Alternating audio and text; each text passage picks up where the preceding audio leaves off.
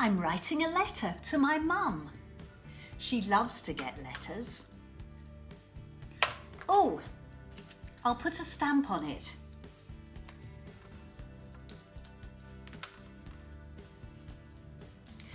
Have you noticed that on the stamps are Queen Elizabeth's head? She has served our country for 68 years. Wow! She's the longest reigning monarch in the world. That reminds me, there was a queen in the Bible who served her people well. Let's find out about her. Queen Esther was brave and beautiful. The King of Persia wanted her to be his queen. When Esther found out from her cousin that the king's right-hand man was trying to plot to wipe out the Jews, she was worried because she herself was a Jew and believed in God. She knew that if she went to see the king without being invited, she could be killed.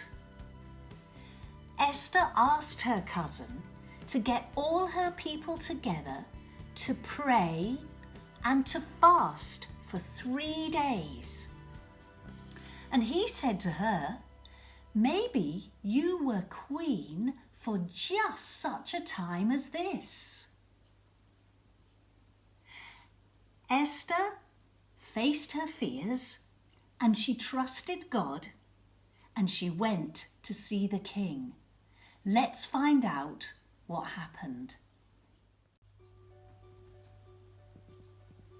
Your Majesty.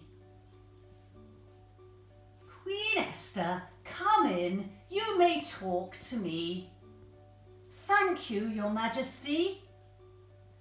What is your request, Queen Esther? Even if you want half of my whole kingdom, I will give it to you. To explain, Your Majesty, your right-hand man has made a plot to have all my people, the Jews, killed. If it pleases you, dear King, please save my life and my people's lives. How can this have happened?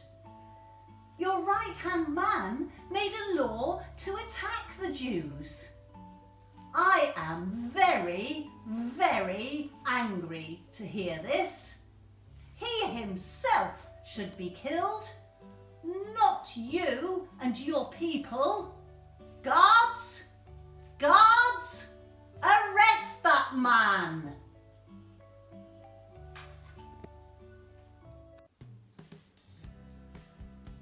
Queen Esther had great courage.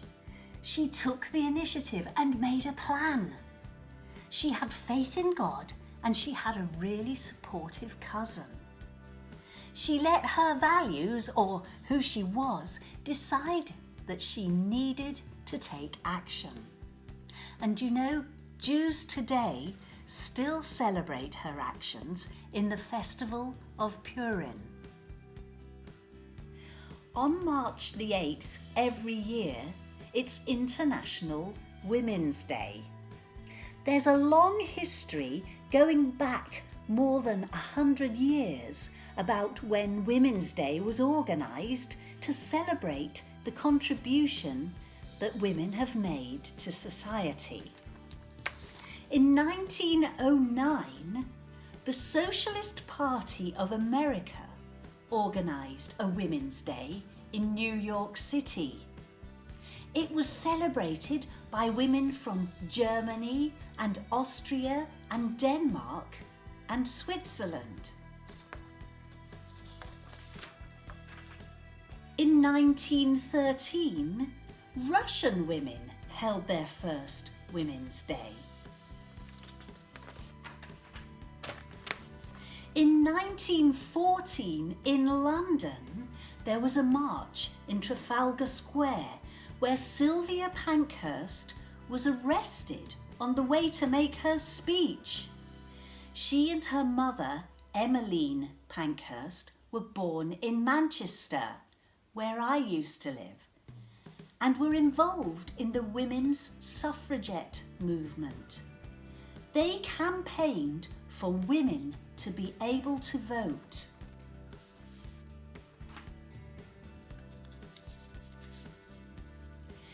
In 1918, at last, women over the age of 30 were allowed to vote. In the last 100 years, women have worked hard to make their voices heard, to be treated the same, to be respected and allowed the same opportunities as men. This year's International Women's Day's challenge is called Women in Leadership, Achieving an Equal Future in a COVID-19 World. And the last 2 years' themes have also been about equality, women being equal, rather like the Black Lives Matter says that black people should be treated equally. There's a saying, we are all equally different. Christians believe that God has made human beings in his likeness or in his image. And there are some verses in the Bible that say we're all children of God. Whatever race or colour, or whether we're a girl or a boy or a man or a woman.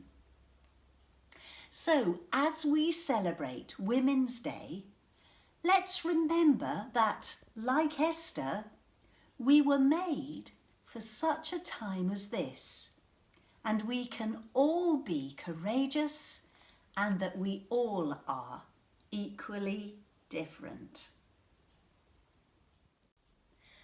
I'm going to say a prayer now, and if you'd like to join in, please say Amen at the end. If you don't want to pray, just sit quietly while those around you do. Dear God, thank you that, like Queen Esther, we can ask you to help us to be courageous and stand up for what we believe is right. Thank you that you see us all as your children and you care for each one of us. Amen.